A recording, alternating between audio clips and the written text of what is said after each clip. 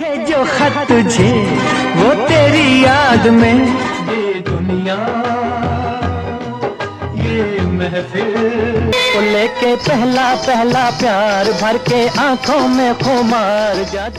दोस्तों, आप सभी का आज की इस वीडियो में एक बार फिर से स्वागत है, जहां आज हम आपके दिल से जुड़े एक ऐसी व्यक्ति की बात करने वाले हैं जिनके गाने आप दिन में एक बार तो जरूर सुनते होंगे।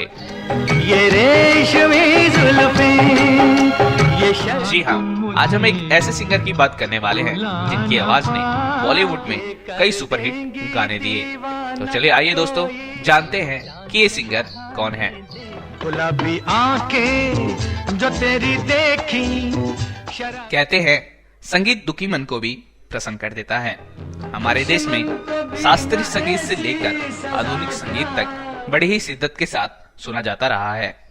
बॉलीवुड में अलग अलग दशक में अनोखे संगीतकार और गवैयों ने अपनी मंत्रमुग्ध कर देने वाली आवाजें देकर फिल्म इंडस्ट्री को एक अलग ही मुकाम पर पहुंचाया है।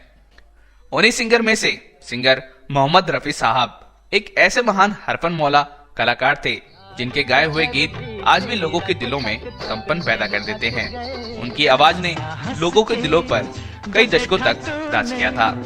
अपनी सदी के किसी भी फनकार के लिए उनका गाया हुआ गीत ऐसा प्रतीत होता था कि जैसे वो उसे खुद ही आवाज दे रहे हैं।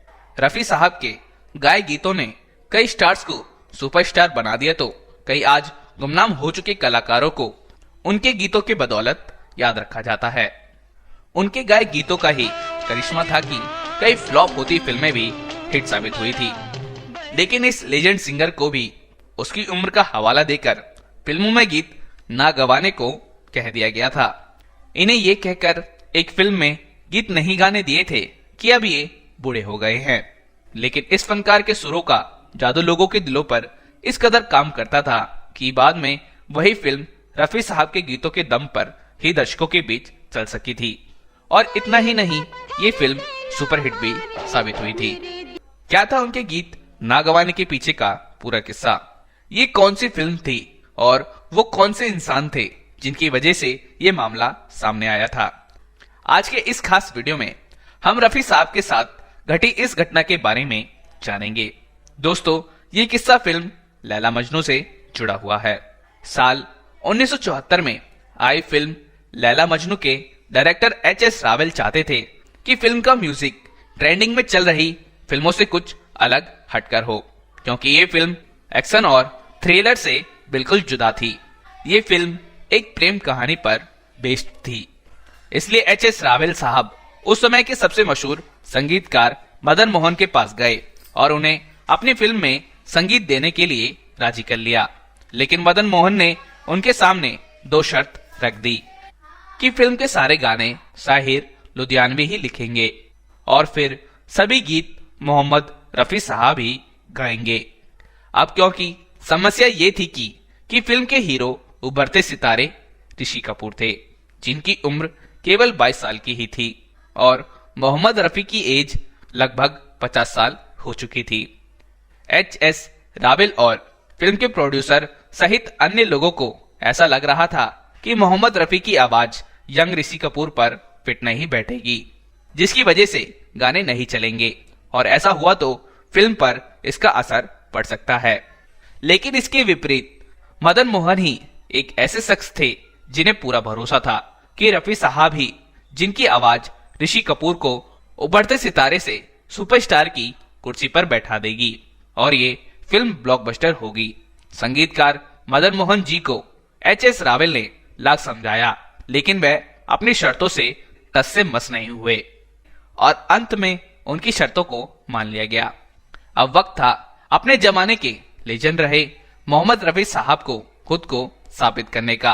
कहा जाता है कि फिल्म लैला मजनू के शुरुआती गानों की रिकॉर्डिंग के दौरान रफी साहब भी काफी नर्वस थे।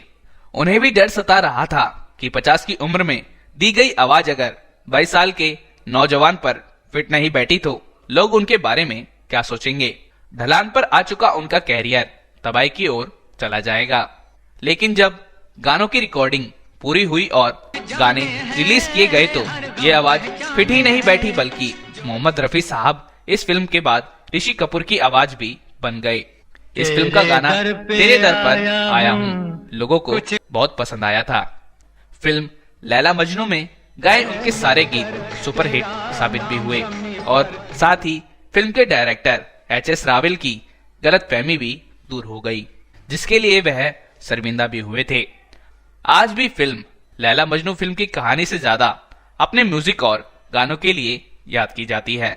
कोई पत्थर से ना मारे मेरे दीवार। इस फिल्म के बाद तो हर एक फिल्म निर्माता ऋषि कपूर को साइन करने के बाद रफी साहब को ही साइन करने की सूचना देता था। रफी साहब ने ऋषि कपूर के लिए जितने भी गीत गाए वो सभी सुपरहिट हुए।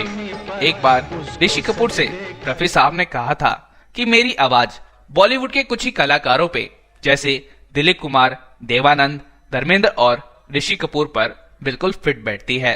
इस पर ऋषि कपूर ने रफी साहब को दिल से शुक्रिया कहा था।